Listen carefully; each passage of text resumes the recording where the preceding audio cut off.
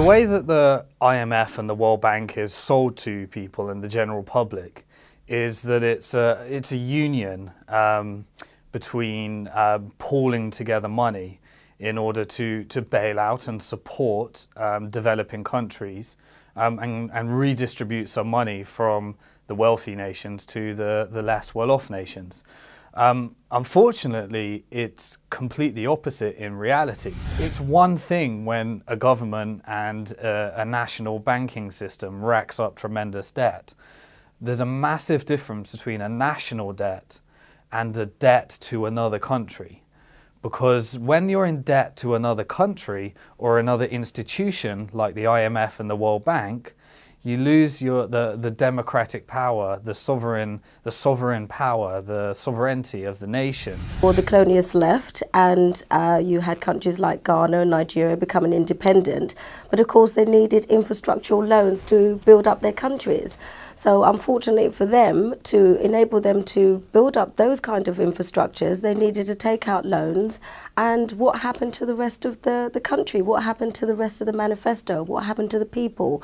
What happened to building up your own national pride, your own national organisations, your own national businesses? Therefore, you were letting in people come in who could then take over your newly privatised organisations, mostly American companies, because what you're looking for is a way to generate income. If you're told that you're not at a stage where you can actually provide that, and you need to take instruction from other countries who can actually tell you how to run your country properly, and that's a condition of your loan, you're more likely to take that loan. And once you've taken that loan, you have all of the credentials that go with it that you have to abide by. Suddenly you have debt around your neck, and you now have to repay it, and you've now got foreigners in your country running your country.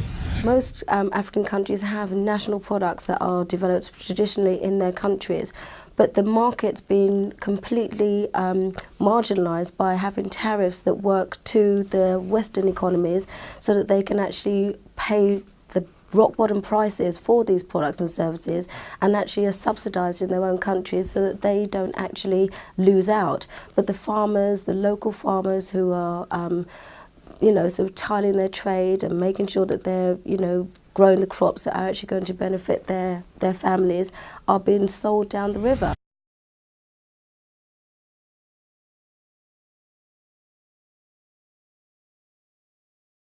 The basic scam is simple. Put a country in debt either by its own indiscretion or through corrupting the leader of that country. Then impose conditionalities or structural adjustment policies, often consisting of the following. Currency devaluation. When the value of a currency drops, so does everything valued in it. This makes indigenous resources available to predator countries at a fraction of their worth. Large funding cuts for social programs. These usually include education and healthcare, compromising the well-being and integrity of the society, leaving the public vulnerable to exploitation. Privatization of state-owned enterprises. This means that socially important systems can be purchased and regulated by foreign corporations for profit.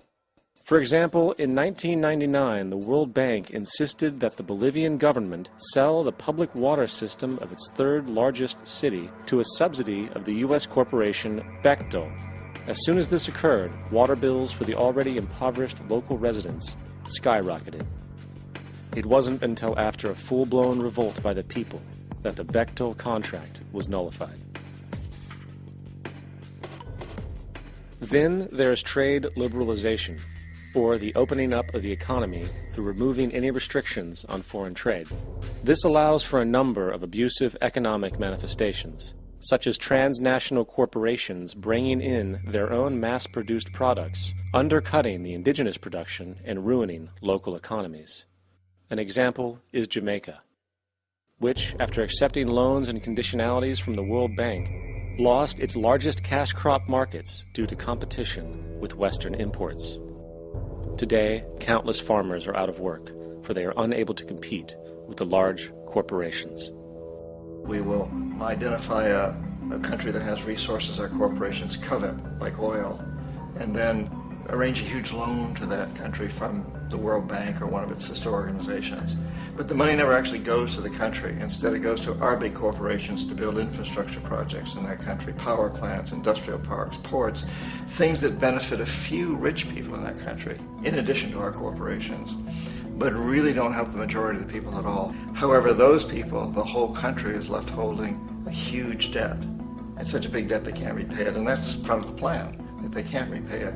And so at some point, we economic hitmen go back to them and say, listen, you owe us a lot of money, can't pay your debt, so sell your oil real cheap to our oil companies.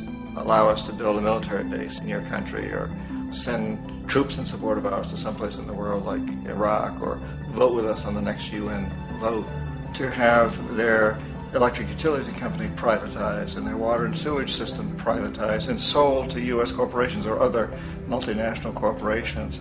So there was a whole mushrooming thing, and it's so typical of the way the IMF and the World Bank work, that you put a country in debt, it's such a big debt it can't pay it, and then you offer to refinance that debt and pay even more interest. And you demand this quid pro quo, which you call a conditionality or good governance, which means basically that they've got to sell off their resources, including many of their social services, their utility companies, their school systems sometimes, their penal systems, their insurance systems, to foreign corporations. So it's a double, triple, quadruple whammy. A cursory glance at the performance record of the World Bank reveals that the institution, which publicly claims to help poor countries develop and alleviate poverty, has done nothing but increase poverty and the wealth gap, while corporate profits soar. In 1960, the income gap between the fifth of the world's people in the richest countries versus the fifth in the poorest countries was 30 to 1. By 1998, it was 74 to 1. While global GNP rose 40% between 1970 and 1985, those in poverty actually increased by 17%. While from 1985 to 2000, those living on less than $1 a day increased by 18%. Even the Joint Economic Committee of the U.S. Congress admitted that there is a mere 40% success rate of all World Bank projects.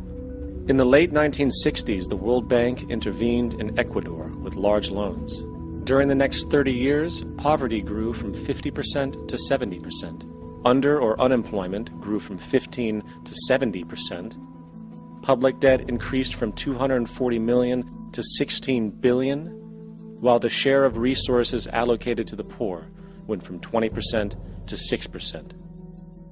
In fact, by the year 2000, 50% of Ecuador's national budget had to be allocated for paying its debts.